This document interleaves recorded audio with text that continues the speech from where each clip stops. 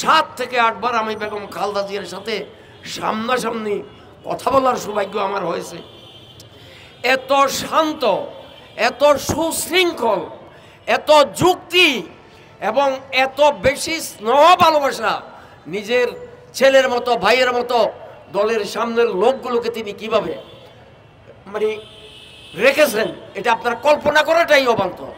যিনি আমাদের সার্বভৌমত্বের প্রতীক, ব্রাহ্মণ্যবাদী ভারতের আগ্রাসী শক্তির বিরুদ্ধে একজন মহিলা সমগ্র জাতিকে যেভাবে দিক নির্দেশনা দিয়ে আমাদের সার্বভৌমত্বকে বাঁচিয়ে রেখেছেন, আধিপত্যবাদী শক্তিকে প্রতিরোধ করেছেন এবং ফ্যাসিস্ট শাসকদের বিরুদ্ধে, শুধু এটা বলা ঠিক হবে না যে শুধু গত 15 বছরের ফ্যাসিস্ট, তার আগেও আরও ফ্যাসিস্ট ছিল, তাদের সকলের বিরুদ্ধে বেগম খালেদা জিয়া নেতৃত্ব দিয়েছেন।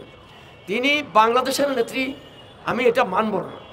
আন্তর্জাতিক বিশ্বে বেগম খালেদা জিয়া যে সম্মান অর্জন করেছে, বিশেষ করে সারা পৃথিবীর সকল মুসলিম রাষ্ট্রের কাছে বেগম খালেদা জিয়া ব্যতিক্রমধর্মী একজন রাজনীতিবিদ মহিলা হিসেবে যাকে পরিচয় দিয়ে দিয়েছে, যিনি পৃথিবীর কোনো অন্যায়ের কাছে মাথা নত করেননি, যিনি জীবনের মায়া ত্যাগ করেছেন, যিনি তার ছেলে সন্তানদের প্রতি ভালোবাসা দেখাতে পারেননি, আদর্শ করতে পারেননি, যিনি দেশ ছেড়ে যাননি, তিনি বেগম খালেদা জিয়া।